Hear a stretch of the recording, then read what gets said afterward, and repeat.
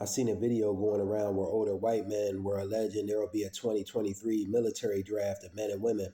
You could tell that many years ago they were probably on board and believed everything that the government told them.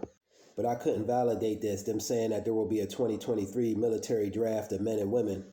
According to some information I was able to find on Military Times News, they're saying it will not be a draft, and that defense officials have confirmed that the armed forces have made no such recommendation to Congress or the president.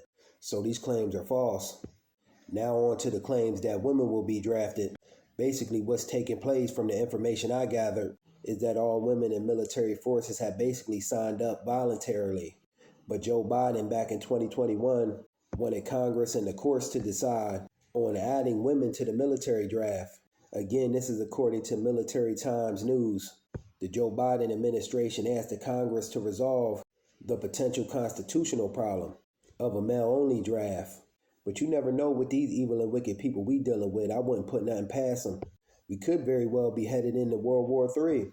The government should let individuals choose for themselves if they want to go to war. Don't just be throwing people into war. From some information I came across, our people in America ain't even signing up for military and armed forces. Military recruitment numbers are at an all-time low. This is because people ain't falling for the banana in the tailpipe no more. They ain't going for the okie doke.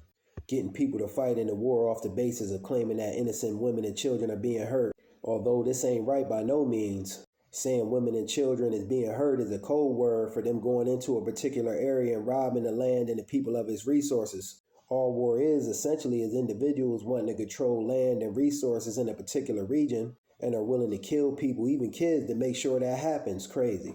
Or it's carried out in the name of religion. I'm pretty sure your God don't want you killing nobody in his name. That's man's wicked ways. The European just loves power and control, and he's willing to do whatever it takes, even kill, to acquire the possessions and resources he wants. A lot of people that fought in wars, if you ask them why they fought, they draw up a blank, or they tell you some excuse or lie that the government told them.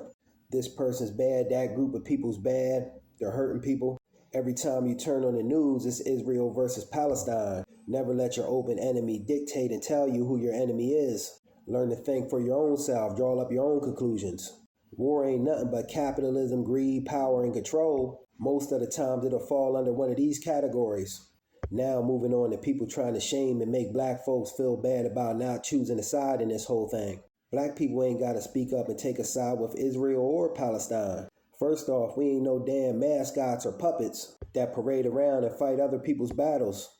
No one from Israel or Palestine has ever stood up or took a stance with black people. I see a lot of Europeanized-minded Negroes jumping on one of the two sides, when both sides, truth is, have taken up anti-black stances against black people. Some people are trying to lay the claim that Palestine's fight is similar to the black fight. I disagree.